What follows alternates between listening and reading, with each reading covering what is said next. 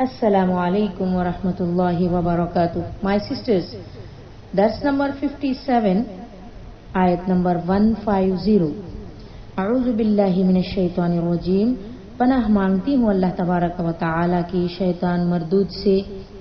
बिस्मिल्लाहिर्रहमानिर्रहीम। शुरू करती हूँ अल्लाह के नाम से जो निहायत मेहरबान और बड़ा ही रहम करने वाला है।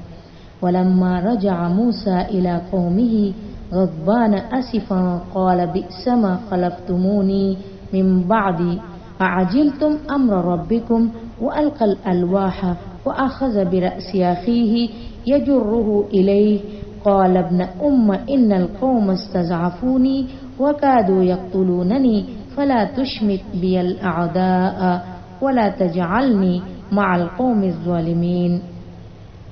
अल्लाह तबारक व तआला फरमाता है, और जब मूसा अलैहिस्सलातु वस्सलाम गुस्से और रंज से भरे हुए अपनी कौम की तरफ वापस आए तो उन्हें कहा, तुम लोगों ने मेरे बाद बहुत ही बुरी जानशीनी की।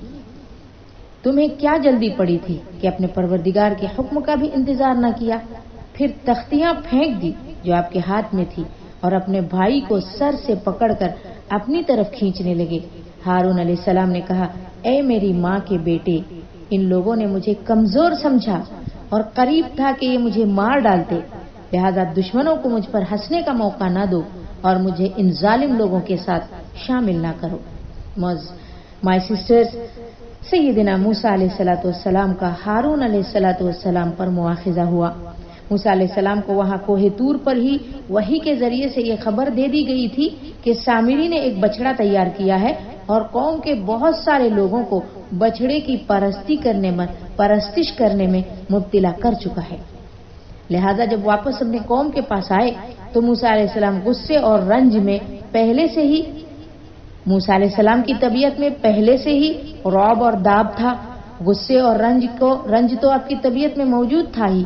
आते ही लोगों से कहा कि मेरे बाद तुमने ये क्या गुल खिला दिया, कैसा काम किया। फौरन अपने कुफ्र और शिर्क वाली जिंदगी से तुम वापस इस्लाम की जिंदगी में लौट कर आ जाओ। फिर उसी गुस्से के आलम में और दीनी हमीयत के जोश में अपनी तख्तियां नीचे डाल दी और अपने भाई हारून अलैहिस्सलाम को उनके सर के बाल से खींचते हुए कहा कि तुमने मेरे बाद अच्छी खिलाफत की, अच्छी कायम मकामी की, ये सब कुछ तुमने कैसे बर्दाश्त कर लिया। उसके मुकाबले में सैयदना हारून अलैहिस्सलाम ने निहायत प्यार भरे लहजे में कहा, माज़िरत की और कहा, मेरी माँ के बेटे, मेरे भाई, जरा मेरी बात सुन लो।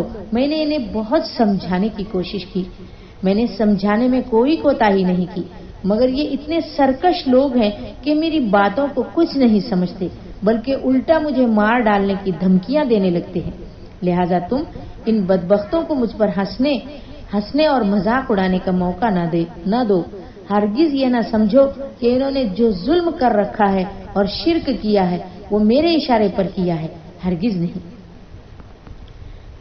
आयत नंबर 151। क़ाल रब्बिग़फ़िरली वली अख़ी वअदख़िलना फ़ी रहमतिक व अंत अरहमुर राहिमीन। मूसा अलैहिस्सलाम ने तब दुआ की, परवरदिगार मुझे और मेरे भाई को बख्श दीजिए और हमें अपनी रहमत में दाखिल फरमा दीजिए, तू ही सबसे ज्यादा रहम करने वाला है। क़ाला लफ्ज़ी माना चाहिए तो मैं बताती हूँ। मूसा अलैहिस्सलाम ने कहा, रब्बी, ऐ मेरे रब, इग़फ़िरली, मुझे बख्श दीजिए, वली अख़ी, और मेरे भाई को, व अदख़िलना फ़ी रहमतिक, और हमें अपनी रहमत में दाखिल कर दे, व अंत, और तू, अरहमुर राहिमीन, सबसे ज्यादा रहम करने वाला है। हज़रत मूसा अलैहिस्सलाम जब हज़रत मूसा अलैहिस्सलाम की तबीयत में कुछ सुधार आया, यानी अपनी तबीयत को जरा संभाला, तो वो समझ गए कि उन्होंने इस मामले में अपने भाई पर जियादती की है। तो लिहाजा उन्होंने अपने परवरदिगार की तरफ रुजू किया और कहा कि मुझे बख्श दे, अगर मेरे भाई से इन लोगों को शिर्क से बाज रखने में कुछ भी कोताही या गलती हुई है तो उसे भी माफ फरमा दे और अपनी रहमत में हमें ढांप ले। हज़रत मूसा अलैहिस्सलाम के अपने भाई ہارون علیہ السلام کو اس دعائے مغفرت اور رحمت میں شریک کرنے کی دوسری وجہ یہ بھی تھی جو سیدنا ہارون علیہ السلام نے کہا تھا کہ مجھ پر میرے دشمنوں کو ہنسنے کا موقع نہ دے، ہنسنے کا موقع بالکل نہ دو۔ اس قسم کی دعا سے اس شکایت کا ازالہ کرنا بھی مقصود تھا۔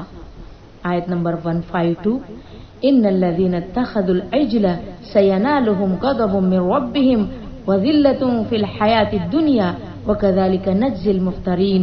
ان کا معنی بے شک الذين وہ لوگ جو اتخذوا انہوں نے بنایا اجلا بچڑے کو سینالہم ان قریب انہیں پہنچے گا غضب اللہ کا غضب من ربہم ان کے رب کا وذلت اور ذلت فی الحیاتی زندگی میں الدنیا دنیا کی وکذالک اور اسی طرح نجزی ہم سزا دیتے ہیں المفترین بہتان باندھنے والوں کو۔ اللہ تعالیٰ نے جواب میں فرمایا جن لوگوں نے بچڑے کو اپنا الہ یعنی معبود بنایا تھا ان پر ضرور ان کے پروردگار کا غضب نازل ہوگا اور وہ اس دنیا کی زندگی میں رسوا ہوں گے، اور اللہ پر بہتان باندھنے والوں کو ہم ایسی ہی سزا دیتے ہیں۔ اللہ کا غضب تو وہی تھا جس کا ذکر سورہ بقرہ کی آیت نمبر 54 میں گزر چکا ہے۔ ایسے بچڑا پرست یعنی بچڑے کی پرستش کرنے والے مشرکوں کو قتل کر کے باقی معاشرے کو شرک سے پاک کر دیا جائے۔ بچڑے کی پرستی اور پرستش کرنے کے معاملے میں بنی اسرائیل کے 3 فرقے ہوئے، 3 جماعتیں ہوئی۔ ایک وہ لوگ تھے جنہوں نے بچڑے کی پرستش کی تھی، دوسرے وہ تھے جنہوں نے خود پرستش تو نہیں کی، عبادت تو نہیں کی گوشالہ کی، مگر کرنے والوں کو منع بھی نہیں کرتے تھے، دیکھتے رہے۔ تیسرے وہ لوگ تھے جنہوں نے بچڑے کی عبادت بھی نہیں کی اور اس کی پرستش کرنے والوں کو منع بھی کرتے رہے، خود بھی عبادت نہیں کی اور دوسروں کو بھی اس کی عبادت کرنے سے منع کیا۔ جب ان لوگوں کو اپنے اس جرم عظیم کا احساس ہوا اور تو اللہ تعالیٰ سے توبہ کی درخواست کی تو اللہ تعالیٰ نے توبے کی قبولیت کی شرط یہ قرار دی کہ تمام بچڑا پرست مشرکوں کو قتل کر دیا جائے اور انہیں قتل کرنے والے وہ لوگ ہوں گے جو خود اس شرک سے بچتے رہے اور مشرکوں کو اس شرک سے منع کرتے رہے۔ آیت نمبر 153 والذین عملوا السیئات ثم تابوا من بعدها وآمنوا ان ربک من بعدها لغفور رحیم۔ والذین اور جن لوگوں نے عملوا عمل کیے السیئات برے ثم تابوا پھر توبہ کی من بعدها اس کے بعد وآمنوا اور ایمان لائے ان بے شک ربک تمہارا رب بعدها من بعدها اس کے بعد وآمنوا اور کیا فرمایا ان مانا بے شک ربک تمہارا رب من بعدها اس کے بعد لغفور الرحیم بخشنے والا مہربان ہے۔ جن لوگوں نے برے عمل کیے پھر اس کے بعد توبہ کر لی اور ایمان لے آئے تو اس کے بعد تمہارا پروردگار یقیناً بخشنے والا اور رحم کرنے والا ہے۔ بنی اسرائیل کی اس طرح توبہ کے بعد اب انہیں اس جرم کا آخرت میں عذاب نہیں ہوگا۔ بنی اسرائیل کے ان مشرکوں کے لیے توبہ کی یہ اس قدر مشکل شرط اس لیے لازم کی گئی تھی کہ انہوں نے اس جرم کو کرنے میں ایمان لانے کے بعد انبیاء علیہ السلام کی موجودگی میں ان کے روکنے کے باوجود کیا تھا، ورنہ عام حالات میں مشرکوں کے لیے صرف سچے دل سے توبہ ہی کافی ہے۔ اگر وہ سچے دل سے توبہ کر لیں تو انہیں اللہ تعالیٰ سے امید رکھنی چاہیے کہ وہ ان کا گناہ معاف فرما دے گا۔ آیت نمبر 154 آئندہ۔ والسلام علیکم ورحمۃ اللہ وبرکاتہ۔